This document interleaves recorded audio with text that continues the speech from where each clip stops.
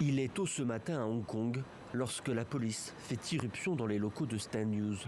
Un homme est immédiatement menotté. C'est Patrick Lam, le rédacteur en chef de ce site d'information indépendant, un des derniers dans la péninsule. L'opération a été soigneusement préparée par les autorités hongkongaises. Seulement les policiers sont admis ici. Nous ne pouvons pas entrer ? Non, l'opération est en cours. Des dizaines de boîtes en plastique sont acheminées à l'intérieur du bâtiment pour y recueillir les preuves de conspiration en vue de publications séditieuses. Une nouvelle attaque contre la liberté de la presse à Hong Kong, organisée par les autorités pro-Pékin. Quiconque tente d'utiliser le travail des médias comme un outil pour poursuivre son objectif politique ou d'autres intérêts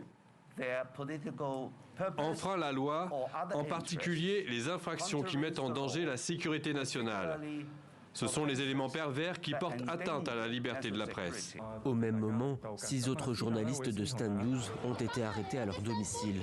Sur sa page Facebook, le site d'information hongkongais a annoncé dans la foulée sa fermeture immédiate. Depuis l'instauration de la loi sur la sécurité nationale, imposée par Pékin en juillet 2020, la quasi-totalité des médias indépendants ont été forcés d'arrêter leur publication. Dernier épisode en date, la fermeture du grand journal d'opposition, le Apple Daily, en juin dernier.